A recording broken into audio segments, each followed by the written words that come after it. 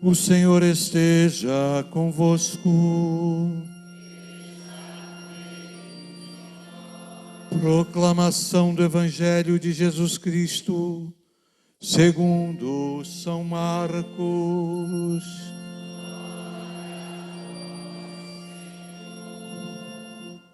Naquele tempo, quando Jesus saiu a caminhar, veio alguém correndo, ajoelhou-se diante dele e perguntou: Bom mestre, que devo fazer para ganhar a vida eterna? Jesus disse: Por que me chamas de bom? Só Deus é bom e mais ninguém. Tu conheces os mandamentos? Não matarás, não cometerás adultério, não roubarás, não levantarás o falso testemunho, não prejudicarás ninguém. Honra teu pai e tua mãe. Ele respondeu: Mestre, tudo isso tenho observado desde a minha juventude.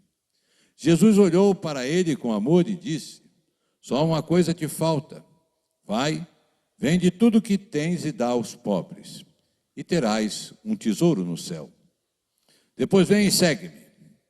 Mas quando ele ouviu isso, ficou abatido e foi embora cheio de tristeza, porque era muito rico. Jesus então olhou ao redor e disse aos discípulos: Como é difícil para os ricos entrar no reino de Deus. Os discípulos se admiravam com essas palavras, mas ele disse de novo: Meus filhos, como é difícil entrar no reino de Deus. É mais fácil um camelo passar pelo buraco de uma agulha do que um rico entrar no reino de Deus. Eles ficaram muito espantados ao ouvirem isso e perguntavam uns aos outros: Então, quem pode ser salvo? Jesus olhou para eles e disse: Para os homens isso é impossível, mas para Deus, tudo é possível. Pedro então começou a dizer: Eis que nós deixamos tudo e te seguimos. Respondeu Jesus: Em verdade vos digo, quem tiver deixado casa, irmãos, irmãs, mãe, pai, filhos, campos, por causa de mim e do Evangelho, receberá 100 vezes mais agora, durante esta vida, casa, irmãos, irmãs, mães, filhos, campos, com perseguições. E no mundo futuro, a vida eterna. Palavra da salvação.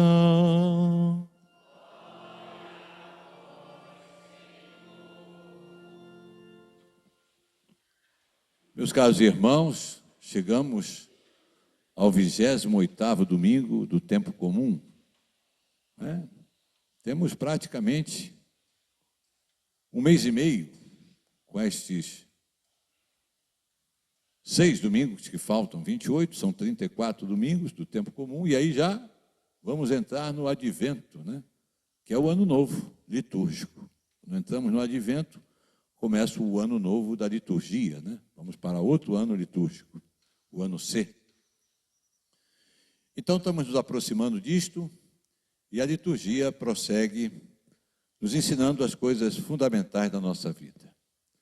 A primeira leitura do livro da sabedoria fala da prudência que foi dada ao escritor sagrado, o espírito de sabedoria. E ele diz que preferiu a sabedoria aos cetros e aos tronos, ao poder. Em comparação com ela, julguei sem valor a riqueza. Então, nem o poder, nem a riqueza. Mais adiante ele vai dizer, amei mais do que a saúde e a beleza. Então, nem poder, nem dinheiro, nem saúde, nem beleza, nada disso é maior do que a verdadeira sabedoria. E é preciso pensar em sabedoria, sabedoria mesmo, Porque hoje muitos pensam ser sábios. São sábios nas coisas do mundo, sábios na ciência, sábios naquilo que passam, mas estúpidos mesmo nas coisas importantes da vida, na direção que tem que dar à sua vida. Então, quando se ama demais essas coisas, a saúde, o dinheiro, a beleza, o poder, a glória, o prestígio, o aplauso do mundo, não se está no caminho do reino de Deus. Preciso ter muita atenção a isso. E a segunda leitura, um pequeno trecho da carta aos Hebreus, fala do quanto essa sabedoria está na palavra de Deus. A palavra de Deus é viva e eficaz, é mais cortante que a espada de dois gumes, né? A espada de dois gumes tem um corte para cá e para lá. Do jeito que ela entrar, está cortando, né? Então, penetra até dividir alma, espírito, articulações e medula, né? O autor da carta aos Hebreus diz isso, né? Quer dizer, como que Deus pode saber de tudo, né? Ela julga os pensamentos e as intenções do coração. Não podemos nos ocultar de Deus, né? A palavra de Deus julga os pensamentos e as intenções. Veja, né? Nós temos que saber disso, né? Nós vivemos constantemente diante de Deus. Podemos pensar que enganamos a Deus com algumas atitudes exteriores, né? Ele sabe a nossa intenção. Tudo está nu e descoberto a seus olhos, e é a ela que devemos prestar contas. Ainda mais essa lembrança, temos que prestar conta. Hoje está se vivendo como está tudo bom. Jesus é bom, Ele é Deus, Ele está aí para fazer o bem a nós, então está tudo bem, bota para quebrar. Né? Vamos prestar conta de tudo que temos, que fazemos, que deixamos de fazer. A omissão também. Omitir muitas vezes é uma escolha. Eu não quero agir. Eu não quero me meter. Né? E quanto mais alto o cargo na igreja, mais pesada será a omissão. Não dizer o que tem que ser dito. Não pregar o que deve ser pregado. Não tomar as providências que tem que tomar. Não é? É o problema para o Papa, para os bispos, para os superiores, né? Para o padre também, na dimensão da paróquia, da capela, do que for, não é?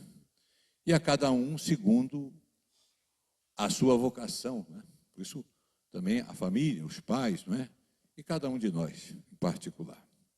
O Evangelho nos faz ver um pouco dessa situação, dessa sabedoria, de reger sua vida pela palavra de Deus e não pelas coisas que passam. Jesus ia caminhar e vem alguém correndo. Sempre se fala do jovem do Evangelho, né? Mas parece que é um homem mais maduro, porque ele vai desde a minha juventude, né? E ele vem correndo para fazer uma pergunta muito boa. Bom mestre, que devo fazer para ganhar a vida eterna? Uma pergunta que cada um pode fazer a si mesmo, né? O que eu devo fazer para ganhar a vida eterna, né? E Jesus disse, por que me chamas bom? Só Deus é bom e mais ninguém. Ele chamou certo, né? Porque Ele é Deus, né? Mas Jesus acentua isso, né? Bom mestre, né? Então, só Deus é bom. E a resposta de Jesus? O que Jesus diz que é preciso para ganhar a vida eterna? Estiveram atentos ao texto? Ele dá duas respostas. A primeira está aqui. Tu conheces os mandamentos? Não matarás, não cometerás adultério, não roubarás, não levantarás o falso testemunho, não prejudica ninguém, honra teu pai e tua mãe. Aqui Jesus concentra nos mandamentos que dizem respeito ao próximo. Por quê? Porque ele faz uma pergunta prática. O que eu devo fazer? Quer dizer, você tem que pegar esse amor que você tem a Deus e canalizá-lo no amor ao próximo. Não prejudicar ninguém, né? Isso é importante. E, então, está dada a receita aí. Esta norma é para todos. Cumprir os mandamentos. Mas aquele rapaz diz então, não é? Mestre, tudo isso eu tenho observado desde a minha juventude. Quando ele diz isso, Jesus vê que ele quer mais. Que ele está pronto para mais, não é isso? E Jesus olhou para ele com amor e disse, quer dizer, Deus o amou. Olha aqui o momento da vocação, do chamado de Deus, né?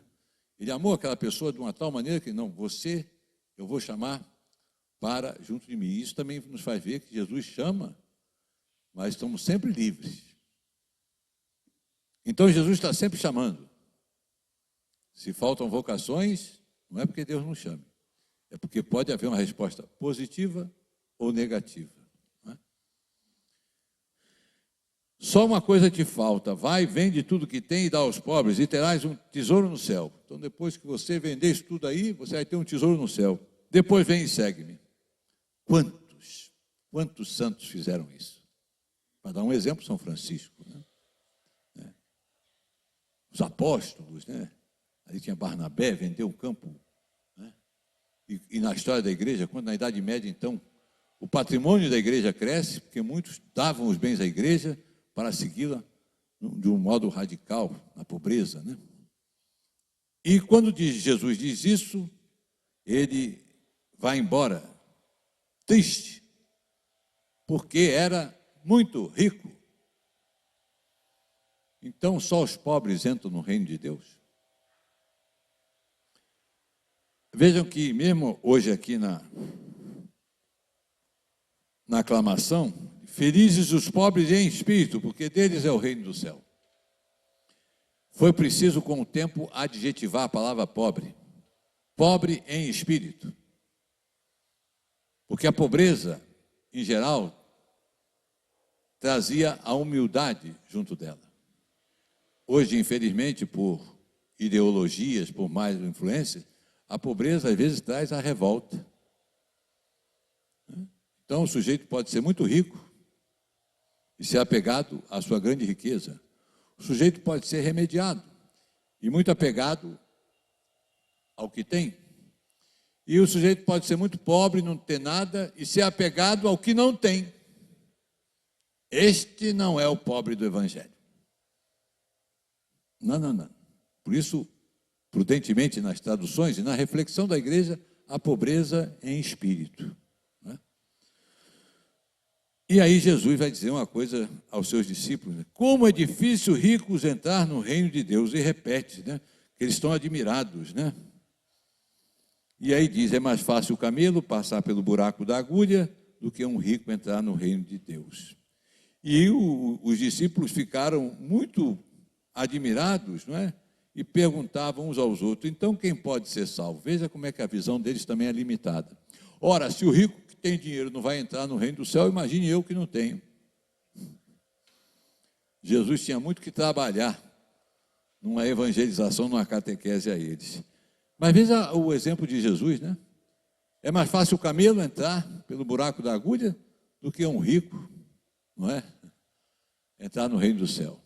Hoje eu estava procurando uma imagem disso, né? É engraçado, né? Porque os desenhistas fazem umas coisas, o camelo olhando para a agulha assim, metendo o olho, né? Para ver como é que ele vai passar por ali, né? Então tem as caricaturas que valem a pena, sabe? Jesus pode ter dito isso simplesmente como um exagero, né? Um exagero de linguagem, né? Que é muito próprio dos orientais. Os assírios falavam de um elefante que se equilibra na cabeça de um alfinete. Né? É o exagero, figura de linguagem. Porém, pode ser que Jesus estivesse falando de uma coisa concreta. Numa situação particular em que o camelo passa pela agulha. Porque a palavra agulha, ela pode ser também equívoca. Ela pode dizer respeito à agulha, né? Aquele alfinete que tem um furo na cabeça para passar a linha. Para passar a linha ali é difícil, hein? Tem que ter vista boa, né? Imagina um camelo. Mas pode ser que diga respeito a outra agulha. Uma agulha que era uma passagem. E tinha esse nome porque era estreita. Uma passagem que estava nas muralhas da cidade, né? Isso o Batista Mondin fala no livro Filosofia da Linguagem. E Dom Estevão também, nos seus comentários, também escreve sobre isso. E então, era uma passagem pequena, não muito larga, porque a cidade, imagine a cidade murada, né? Imagine o bairro aqui de Vila Isabel, né? Fosse uma cidade. Então, já pensou? A entrada é lá, perto da UERJ. Você está chegando aqui, puxa vida, vai ter que dar um camelo, hein? Dar uma volta, hein? Para chegar lá na... Aí tinha umas pequenas entradas, que eram abertas durante o dia, porque o vigia, durante o dia, ele consegue ver bem se vem inimigos, né? Porque era assim a antiguidade, né? Mas à noite não. Então à noite se fecha tudo. Isso fazia com que as pessoas entrassem por essas pequenas entradas com mais facilidade, né? E cortavam caminhos, né? Imagina você tivesse que ir, né, na metade aqui da avenida, fosse até a paróquia, tivesse que dar essa volta toda para voltar para vir na paróquia. É difícil, né?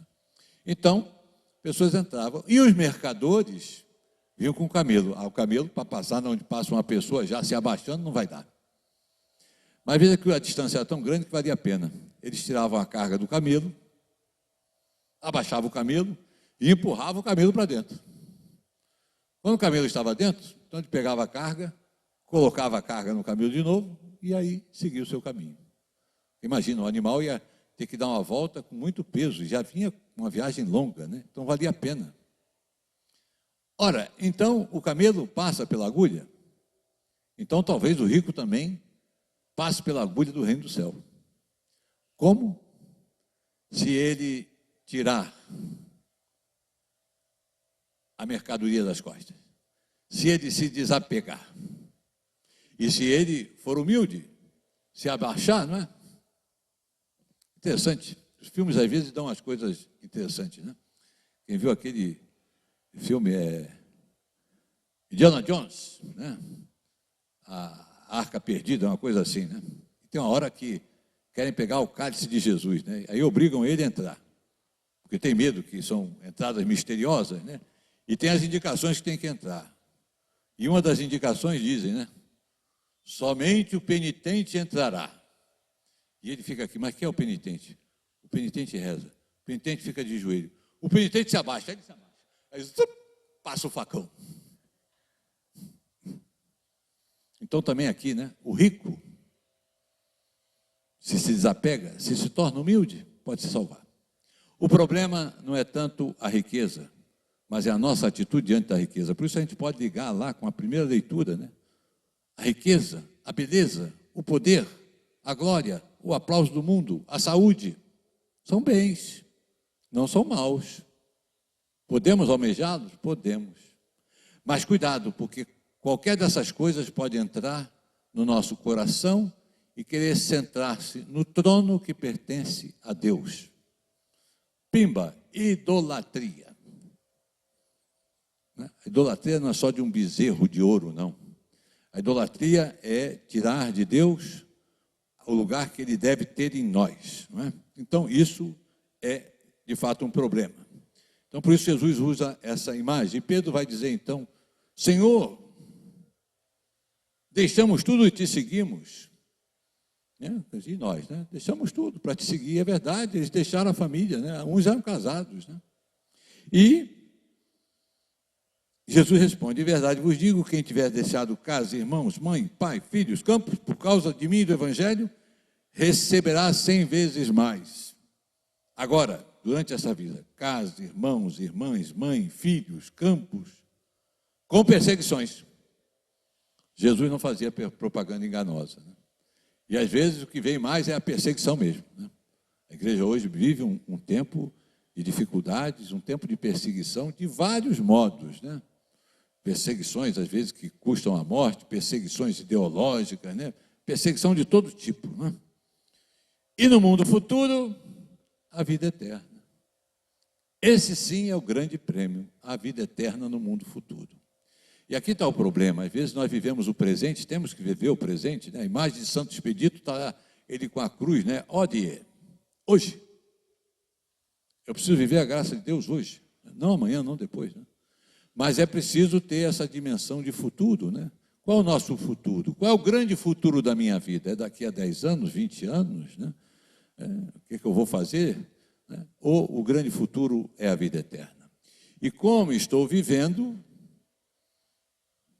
é importante saber, estou no caminho do reino de Deus ou não? É uma pergunta que cada um deve fazer. Daí a grande preocupação do cristão é viver em estado de graça. Esta é a preocupação. Porque se a morte nos pega repentinamente, você está em estado de graça, já está com um bilhete para entrar no reino do céu. É a graça de Deus. A graça recebida no batismo, que podemos perder pelo pecado grave, mas que recuperamos na confissão. Então tem o bilhete. Quem não tiver o bilhete, vai bater lá na porta, rua. Igual o Eduardo do Sec cantava, barrados no baile. Ali. Então, isso é uma preocupação. Dentre todas as preocupações justas que podemos ter, não podemos esquecer da primeira. Viver em estado de graça, viver sempre unido a Deus, Viver sempre diante de Deus, como a segunda leitura diz, né? A palavra de Deus, tudo está nu e descoberto a seus olhos. Deus sabe tudo. O importante é nós nos darmos conta que Deus sabe tudo, que nós estamos sempre diante dele. E se tivermos essa virtude que São Bernardo chamava de consideração, ter em conta isso, que eu estou sempre diante de Deus. Tiver isso em conta, vai viver bem. Então, meus irmãos, vamos pedir a Deus essa pobreza em espírito que Ele nos ensina hoje, que tenhamos o desapego dos bens materiais. Não é preciso ser miserável para isso, mas nos desapeguemos dos bens materiais para nunca perder o grande bem da nossa vida, que é o próprio Deus.